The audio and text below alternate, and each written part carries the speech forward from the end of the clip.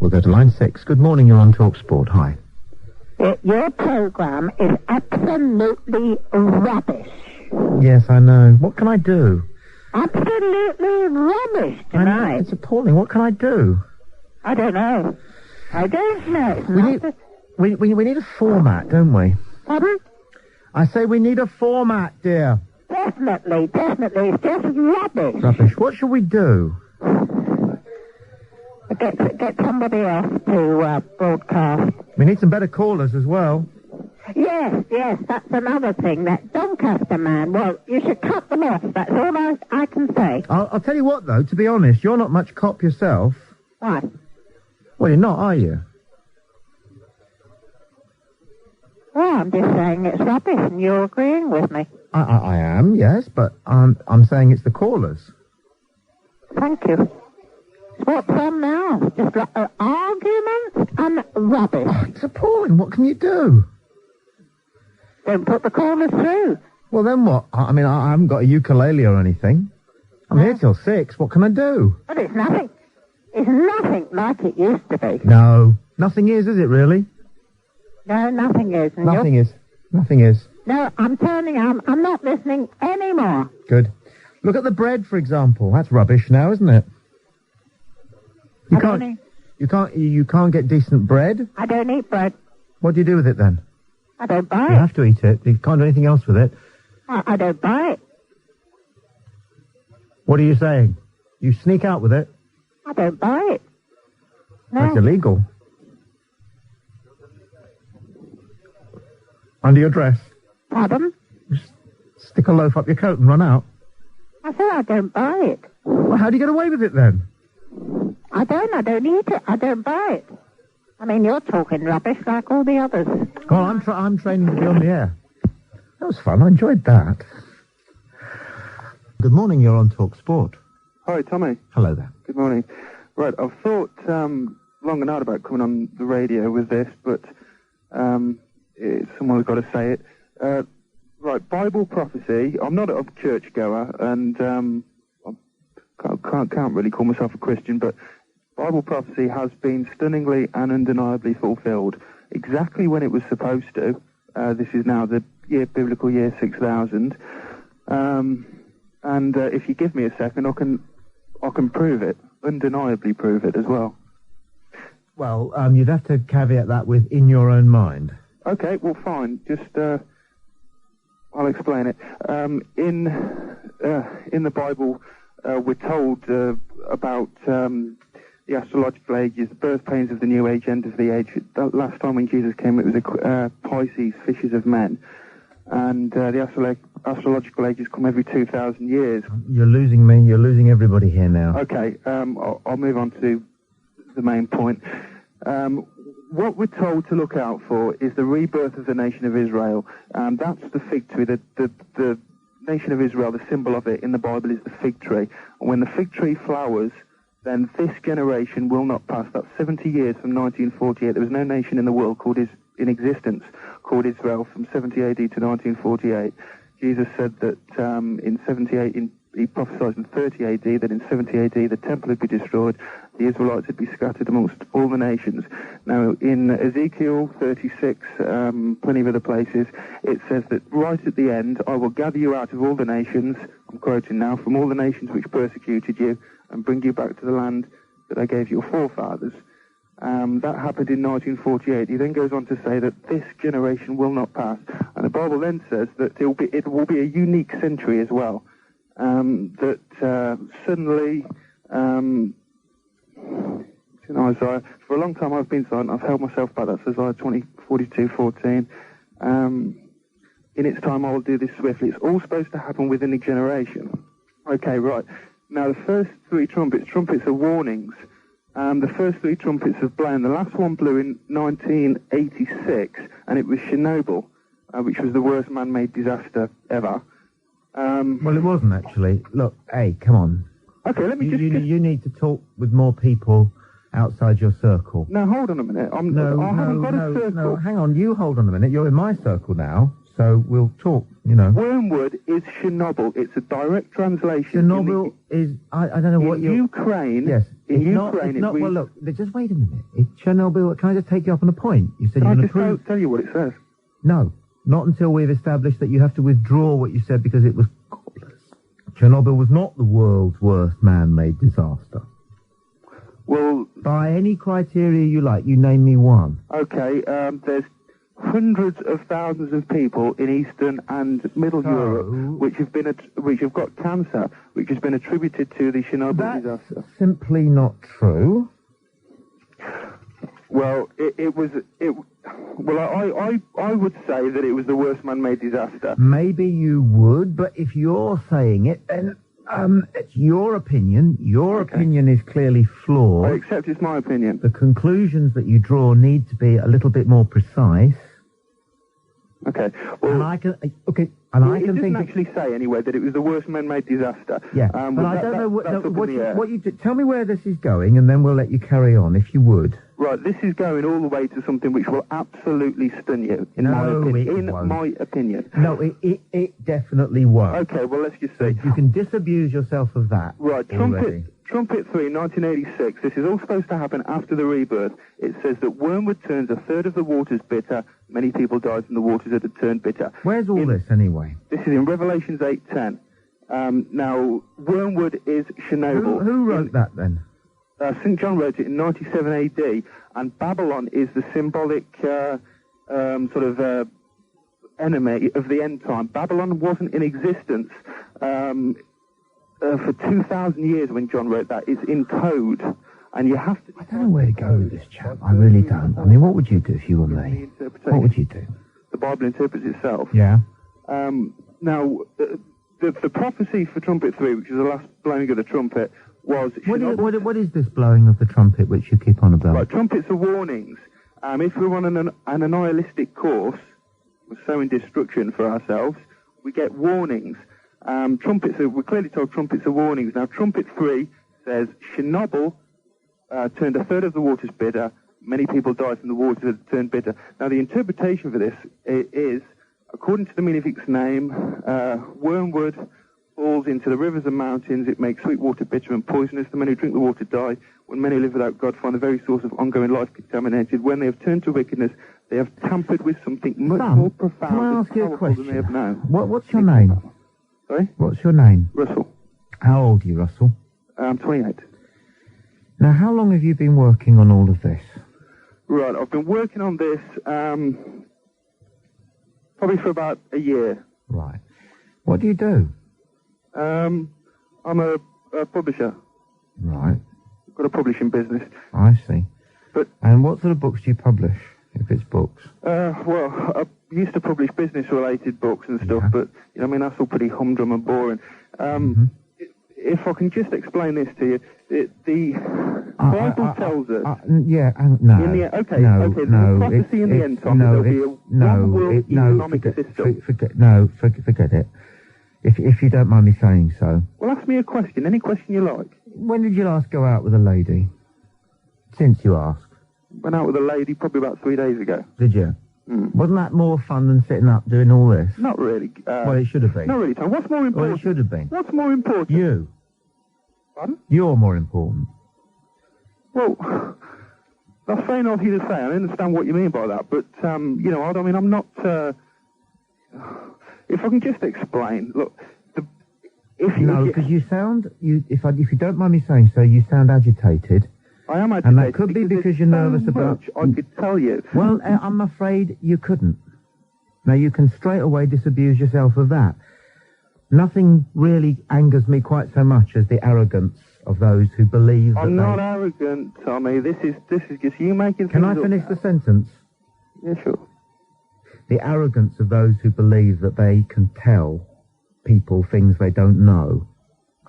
That are somehow descended... I'm not telling you anything... Can I finish what I'm saying? Please, can I... Look, please, can we have a conversation? Sure. Will you stop interrupting me every third word? Well, otherwise, you won't know what it is I'm coming back to you with. You don't interrupt me when I'm trying to say something. Be nice. But, yeah, carry on, sorry. Okay. Are we going to have a conversation or not? Yeah. All right. Now, first of all, can you stop being right up there in your own mind?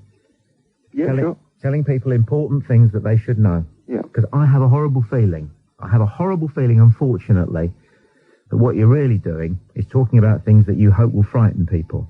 No, that's not true, you see. That is absolutely not true. You're not supposed to be frightened by this. It's exactly the opposite. There is a purpose, and it's absolutely provable. Right, in that case, then, in that case, then, all right, you would have to make sure that you don't attach whatever it is you want to say to disasters.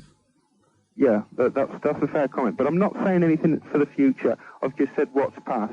Now that's a direct... Can you then also concede that this is nothing that you can prove, that it actually makes rather tedious listening? All right. Well, let me just try this one on you. Right. At the end, we're told that there's 4 nations. It says in Daniel 7:23. If anyone wants to write this down, they can look for themselves. Oh, everybody get a pen. All right. Look, come on now, wake up here. Whatever, you're so missing. No, they won't. You're so missing. You are so far off the beam. Really? Do you think the meaning with humanity? Do you really think the meaning of life is so little importance that no one's going to be interested? I think that nothing is more important than that. I have spent my life and more. No, you haven't spent your life. Will you that's not please, true? you mind, you please? have not spent your life. Will you please not interrupt me so crudely? Right, can I just say this, please? No, you cannot. You can carry on having a conversation with me. This is not a soapbox. You are not on a podium. Okay, you are not at a let's have a lectern. conversation about this. That's what I want to do. No, I want to have a conversation with you. I'm more interested in you than this rubbish you're coming out with. Right. The barcode is split into 3 sections. Each section is represented by a 6. We're told in the end time there will be a one-world economic Christ, system. the world. Was all this about the flipping barcode statement to be honest, thing? it was getting there. I was going to show you an awful lot of stuff, though. You are drab. Drab. This is incredibly drab. This could not be. Our self-indulgences are destroying the world. Now, can I... in Mozambique, yes. It's all related to global warming. Hang on a second. Now, I have a question for you now. And I'm going to make sure that you understand the question, and then we want to hear the quality of your answer. Okay. A few moments ago, I said to you, now don't interrupt me during this question. Wait until I tell you I've finished it. Right. All right? The question hangs on this proposition. A few moments ago, I said to you I had a suspicion that this was going to lead to things that would worry and frighten people. Well, no, would you stop it? No, please, excuse me. What God is doing, he's trying to make us think we're destroying the world. I can't believe this, man. Did you not agree to listen to the question before you said anything? Go on.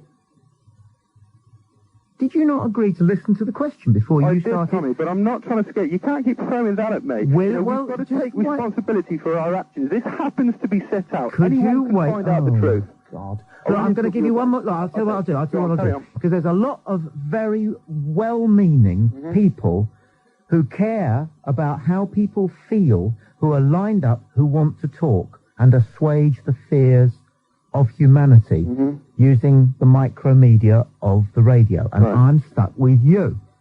Now, if you're not prepared to do the deal, then I'm going to do something I rarely do, which is I'm going to have to kick you off. All right, Tommy, I'm in a phone box. Sorry, I've only got 20p left. Carry on.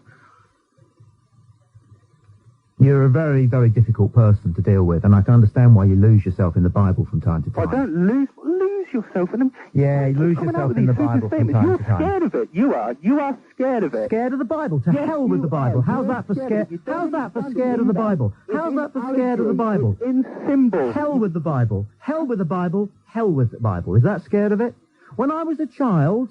The teacher... When you were a child, nothing. It's not for the eyes of children. When I was a child, a teacher told me I'd go to hell because I dropped the Bible. She said, get the Bible down. You're destroying You're destroying global contentment. Consumerism is the false system in the Bible. It is all over the world. The global barcode is all over the world. It tells us it destroys the world. What this man's on about is that...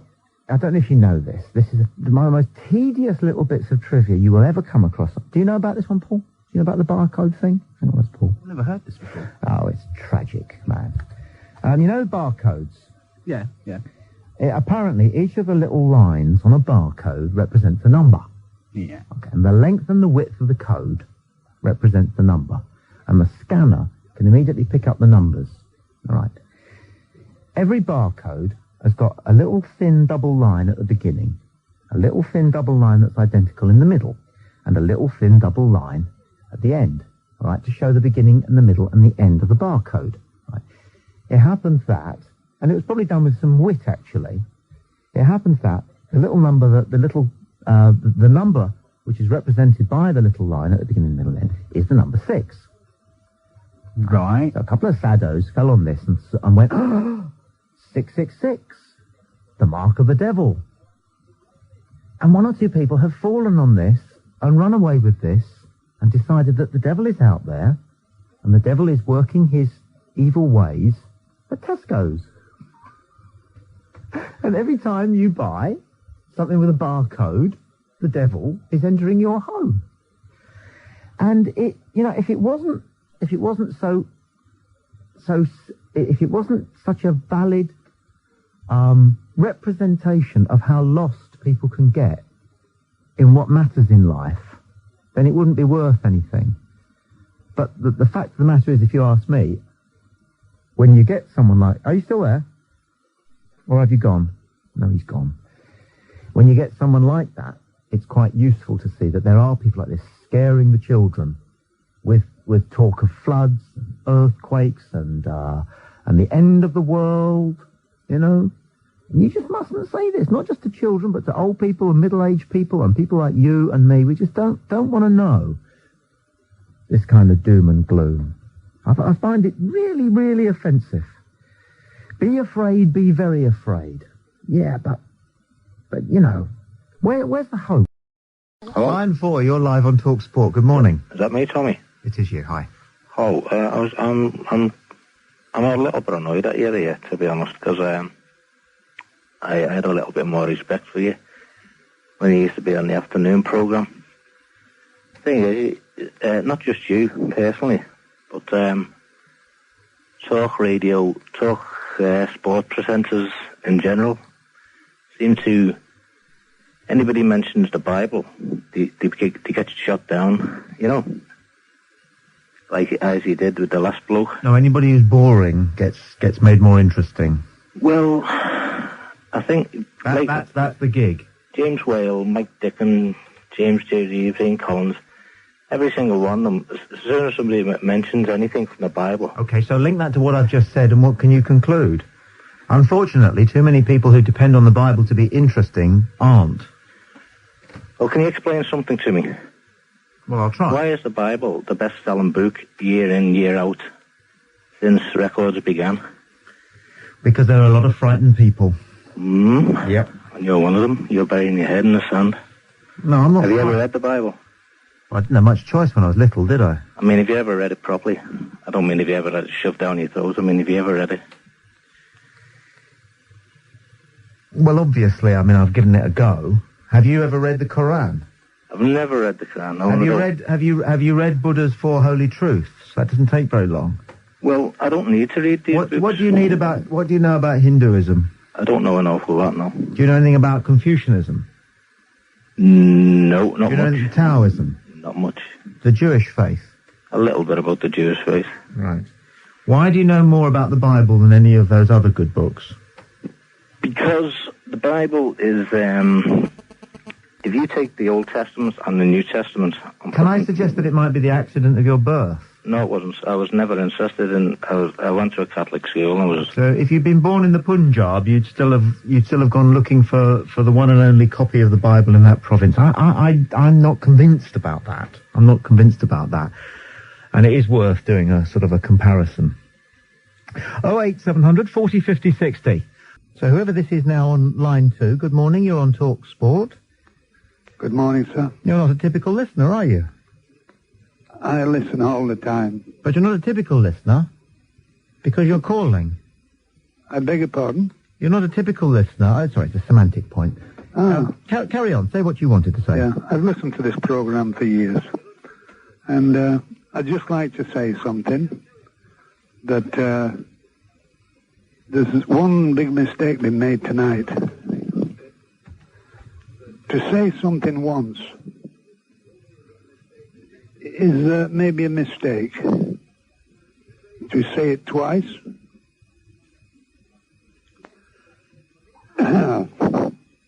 is not very palatable to my ears. But to say it 3 times, it comes under a special category in my world. And the world that I live in is not the world you live in.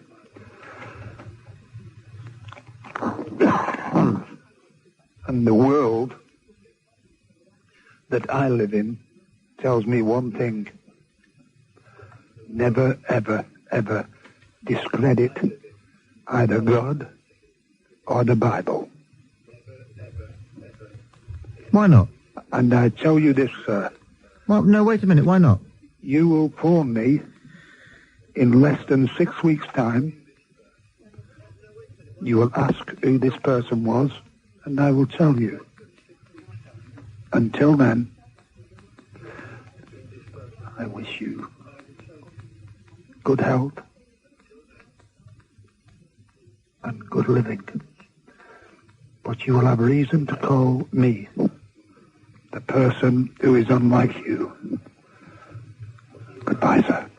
Oh, boogeyman call. My God, the age you are, the number of people you must have frightened in your life. Away he goes. Somebody's granddad. 08700 40 50 60. Let's go to line 1. It's not going to be too sticky. Good morning, you're online. You're on Talk Sport. You're not another boogeyman caller, are you? No. Oh. I'm just Sam from Brunel University. Brunel University? Yeah. Fantastic. What is it with your audience tonight? Fantastic, they're fantastic. Fantastic. What was that last bloke on about? Oh, it's great, man. All of human life is here. It's one flew over the cuckoo's nest. It's fantastic. He's absolutely crazy. It's gorgeous, isn't it? Gorgeous. Well, basically, you couldn't write it. You couldn't write it. If you wrote it and we got actors doing it, it wouldn't be the same. Wouldn't be as good. Well, I have to be honest. This is the first time I've listened to it tonight because, well, I don't usually listen to talk radio, but I was a bit bored. But you're not bored on this show, are you? I know. I would have listened to it all the time now. Yeah, exactly. Exactly. Fantastic, isn't it? I just want to talk about football again. That last man and talk about Heskey or something. Yes. I'll phone you back in 6 weeks' time or something and give you his name. He's very worried about going to heaven. And so he thought that he's got to do everything he can to make sure he goes to heaven. So if he hears somebody saying that the Bible is not all it's cracked up to be, right, because God's watching him, he'd better ring and terrify the person who said that. Otherwise, when he gets to pearly gates, God might say, now there was that occasion when you were listening to the radio and somebody said, forget the Bible, and you didn't frighten them. You see? So you're going to hell. That, I would guess, I would put forward is my summation of that gentleman's. I'd have the whoever the leader is after the first race starting at the back. Because overtaking is what it's all about. That's the skill, that's the art of it. It wasn't that long ago you would get ding-dong duels in racing, but there does seem to be a little bit of a procession these days. 08700 40 50 60. Let's go to line 2 and say, good morning, you're on Talk Sport. Hello. Hello? Hello there. Yes, I am the man who wants to go to heaven, as you said. Can you turn your radio off? It's confusing. I'm sorry. Not at all. I'm the man who you were just talking about who wanted to go to heaven. Oh, you're back, are you? Yes, sir. You can try. Back. I am back only to make a statement which I made before, which was misread. My words to you were exactly that when you speak of God or the Bible, speaking once, it's very bad.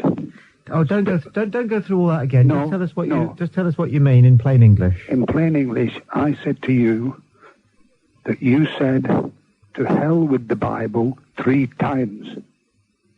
And I consult people. I'm an old man. I have been to temples all over the world. I have learned much from fakirs, monks, etc. And I tell you this, son, I am not like you or any of your listeners, and people come from far and wide for my advice. Shall we have a conversation then? Because you're just sounding like any old boring preacher to me. Okay. Let's have a conversation then, shall we? Have a conversation, yes. All right, then. What do you think of Shambhala? Shambhala, it's, to me, it's nothing. No. What about the works of Krishnamurti? You're talking technical. No, I'm not. I'm talking about the people that you say you're well read in. No, I didn't say I was well read in anything, son. You just said you've been to lots of temples. Yeah, I've been to temples in China. Niting Lai Tai Tai, Hayo Minti and Su. Okay, what religion's that? That religion is from the Buddha. Buddhist? Which sort of Buddhism? Just plain Buddhism and Chinese Buddhism is all the same. No Shirin Shoshu Buddhism or Hinayana Buddhism or Mahayana Buddhism? Higher Mahayana Buddhism or lower Mahayana Buddhism? Buddhism is one. One. No, it isn't. Yes, it is. Well, it is at the purest, but remind us of the Four Holy Truths and the Eightfold Path, which is all that Buddha actually wrote in his lifetime. Remind us of that. Hello? Do you think I'm a red man? I think you don't know very much, but you like to create the impression that you do. Well, let me just tell you one thing, son. Son? Yes, son. I can call you son. I'm a lot older than you are, son. I don't think so. I know so. I've been in 2 wars, 2 earthquakes, and 2 killings. I bet you got some good war stories. I have, yes. Yes, I thought you would have. That's not the story. I've been here. My story is many times, and my story is others' story. To take. And the 4. Would you like to know what the 4 holy truths are? I only know the one holy truth. What is that? The one holy truth is that all of things on earth are substantiated by only one person. And that person is a God far greater than any, and all are subject to this one. And I tell you something, I would not give. I never went to school. I went all over the world, but I never went to school. But I tell you this, I wouldn't change 1 crumb of my wisdom for 1 tableful of your knowledge. No. What wisdom have you got?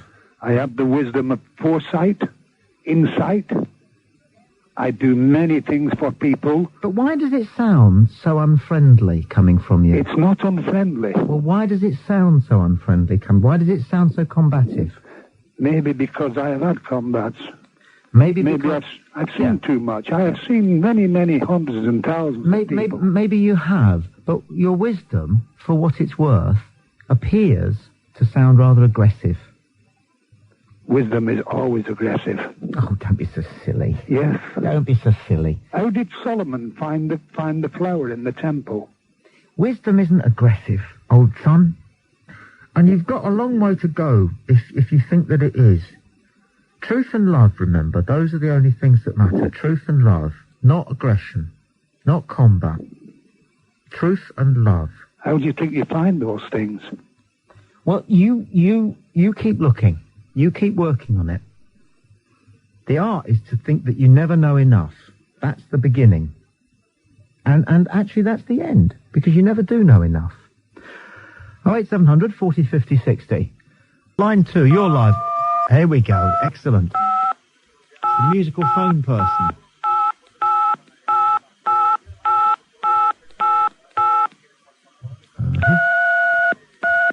The sort of phone-in equivalent of SOS, this, I think. Yeah. You know, when you listen to a person on the phone, on a phone-in program, you get a picture of who they are. You can't avoid doing it. We were talking about this the other day. Similarly, with someone who does something like that, you get a picture, don't you, of a slightly anemic youth. I've got a boy aged about 18 here, 19, lying on a ruffled bed, sort of Chatterton-like, and lost for something to say, and yet desperately wanting to be noticed, which is how it is for all of us when we're 18. Various slogans from religious people and from atheists, who in a sense are just as religious people. The only thing to be is agnostic. I'll tell you why. Because you simply don't know enough to be certain about God, and you simply don't know enough to be certain there isn't a God. You can only be agnostic if you've got 2 brain cells and half a heart.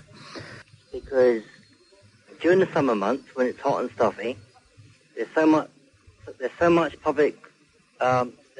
pollution in the air. No, there isn't. There is. There isn't. You've been watching John Craven's news round too much. Nothing to do with John Craven. Yes, you have. They're always on about pollution there. They're just trying to frighten the children. If you live in the city areas, like Leicester, where there's no coastal breeze like there is in Portsmouth, there is a build-up of pollution, and something's got to be done about it. No, nothing needs to be done about it. It's all right. No, I don't think that's right. It is. You're not a scientist. I'm a scientist. You're not a scientist. I am a scientist. I'm a trained environmental technician. No, and I'm here to tell you that actually pollution is quite good for you. I think as a radio presenter, you should be presenting more on healthy living and putting that more across. Oh, people are fed up with being told what to do by bods on the media. I'm absolutely sick and tired of Carol Vorderman being paid a fortune to tell you what sort of butter substitute to use because it's got 14% cholesterol. You know, I'm fed up with being ordered around by these bods on the radio and on television. Or everywhere you twist and turn, it's Anne Robinson admonishing you about this and doing that and a few more sit-ups and cut down on this and a bit more of that and you shouldn't be doing this and don't use your car and walk and all the rest of it. It's flipping Nazi Germany. But should they not be doing more on... No. No, more... No, lighten up. You're not listening to me. More on park and ride. Not for much. No, not interested. Why? Why? Because it doesn't make any difference to how happy... It makes a difference. Doesn't make any difference to how happy you are. No, that's wrong. If it makes any difference to you, then that's sad. Yes, but it's wrong. Gandhi walked everywhere. He wouldn't even use the official cars they gave him when he was in Lancashire. He walked. So would you walk miles with a video recorder or if you brought a computer? No, you wouldn't. So you're looking for Yes, I would. No, you wouldn't. Yes, I would. So you got... How do you know I wouldn't? You got this heavy object in your hand. Yuri Geller? And you're prepared to walk miles with... Absolutely, of course I am. Well, I don't believe that. I was a paratrooper. Oh, that's funny, is it? I can do 40 miles with 7 pounds on my back, or is it the other way round? Yeah, years ago, maybe. Perhaps not no more. Do you have any idea how heavy a Lee Enfield is? I wish I had a Lee Enfield sometimes. You're not going to get into this one, are you? No. I'm not interested in public transport as an issue, but thank you very much indeed for your call. I'm not interested in anything as an issue. It's ludicrous issues. The only issue is yourself. Half of us are so flipping confused and sometimes teetering on depression, you know, but to start getting worried about the rainforest and public transport and park and ride, go mad. Line 6, you're live on TalkSport. Good morning. Good morning, sir. Hi. Turn your radio off, it'll be a bit easier. I'm sorry. Not at all. The gentleman, I spoke to him not long ago, and I just wanted to verify one thing before I gave him the little small thing I wanted to tell him. He said he was older than I. Is this you again? Yes. Hello. Hello, sir. You're having a bit of fun here, aren't you? No, I just wrote some wisdom down to send a few words to you and your many millions of listeners who some will appreciate and perhaps some will benefit from them. But when you said you was older than I, are you more than 75? Many, many years older. Oh, I'm sorry. You don't sound older than that. That's the truth. You sound very young. You sound about maybe 54. That's what you sound like. A lot older than that. Oh, well, bless you. Thank you. Can I just say these words of wisdom? No. It's a cry. I said no. Oh, yes, you can. No, I said no. It's about a I friend was of just yours. testing you whether you said you asked me, and I said no. Well, I don't think that's very fair. Well, I do. Well, I don't think so, sir. Well, I wouldn't march into your home and start spouting words of wisdom on the arrogant assumption that I had something to say, so why should you No, but you shouldn't have the arrogant wisdom of thinking that you know what other people want to listen to, and I'm sure Well, I'm terribly sorry, but I don't know what your profession was when you had one, if you had one. A soldier. Yes, well, in that case, you know an awful lot more about killing people than I do, and I wouldn't tell you how to kill people because you know more about it than I do. However, I know more about what people want to hear than you do. Fair deal? Fair deal? Fair dues? I think one person Reasonable? Is that reasonable? I think one person came on and said he would like to hear more. I don't think you heard that. I heard something similar, and I don't need to hear the words. I'm sorry. The general consensus is... we only speak about what you want to listen to. Well, you've been on 3 times. I think you probably said more than I have this evening. No, I haven't said more than you. I've made a little bit more sense than you, but you won't realize it or you won't recognize it. All I wanted to say was a word about the devil, that's all. Not interested. Well, it's a toast. It's a toast? Yeah. Still not interested. Toast to the devil, we'll toast him in smoke. And though I am smiling, this isn't a joke.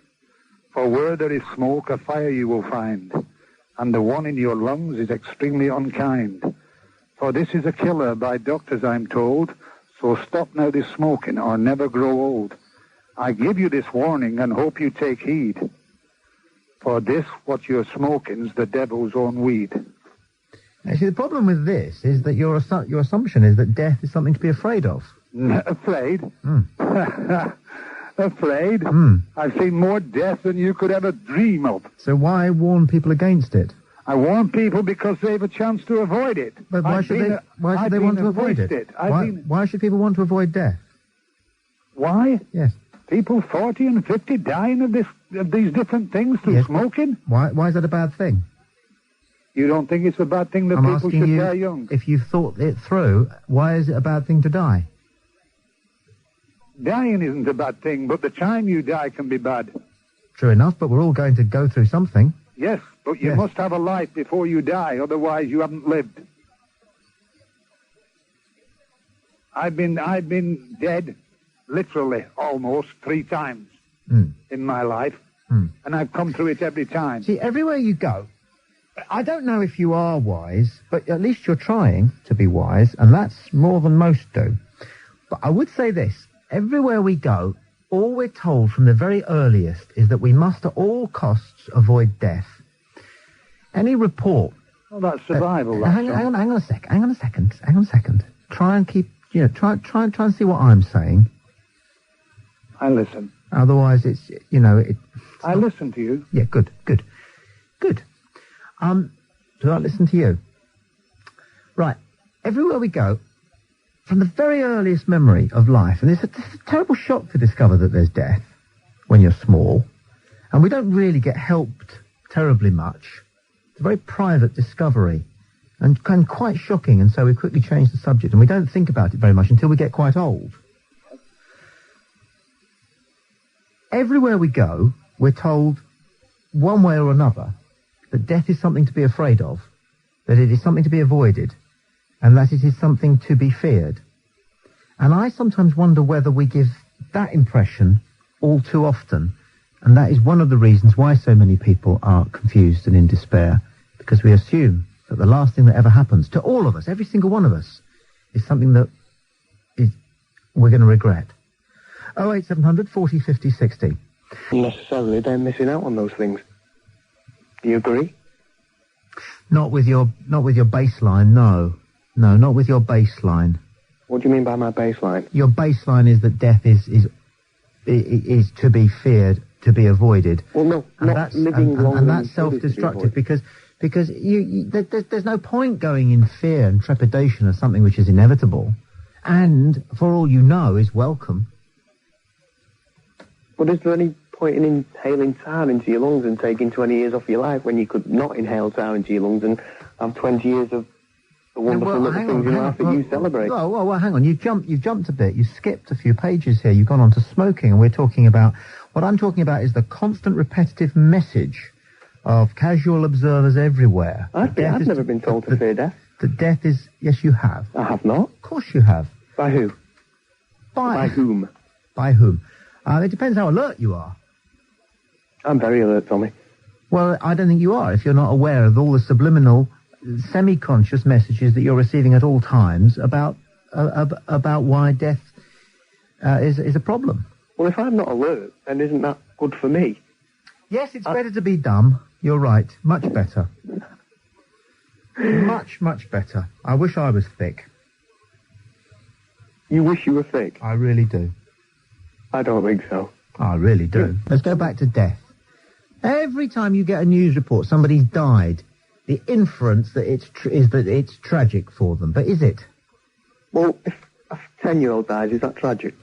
Do you know that it is? Well, because they could have lived to 60 and But do you know that they're not better off where they are?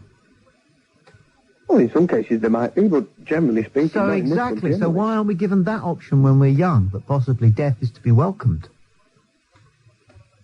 But it's not to be welcomed. Okie dokie, blokey. Now, hang on to what you've just said. An absolute dogmatic statement based on nothing but ignorance, because you simply do not know what you profess to be certain about. You can only say, I suppose. Okay, Tommy. Or it is my guess. And the reason you suppose it is because you have been pumped full of that information subliminally and semi-consciously, just as I said you had, and just as you said you hadn't. Tommy, let me ask you a straightforward... Do you concede that? Do you see what I'm saying? Yes, I see what you're saying, but let me ask you a So are you alert, then, if you're not aware of that? Because it took me 40 years to realise this. Yes, I am. You are now? Yes. But you weren't before? Let me ask you a hypothetical... Well, this has been a very valuable conversation for you. Let me ask you a hypothetical question. If you're given the... Can I give you a tip? Go on. Just do it. Stop asking, can I tell you this? Can I ask you that? Just do it. It saves time. Okay. Say you are given the straightforward choice. It doesn't matter how. You're given the straightforward choice. You can die in 10 minutes or 10 years. Which are you going to take? That isn't the point. It is the point. No, it is not the point, because I don't have that choice and nobody does. You could. Who has ever had that choice? Somebody could burst into your studio with a gun and say, right, I'll shoot you in 10 minutes or in 10 years. Which do you take? Who has ever had that choice? It's not. It's hypothetical. It's ludicrous. Yes, but it's hypothetical. It's ludicrous. But it could happen. It's irrelevant. It never has and it never will.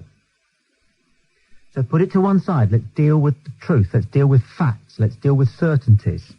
The absolute certainty is that you, unconsciously, have been hypnotized into the certainty that death is to be feared, and you will live all your life in that shadow, and yet it may not be true. But it's never on my mind.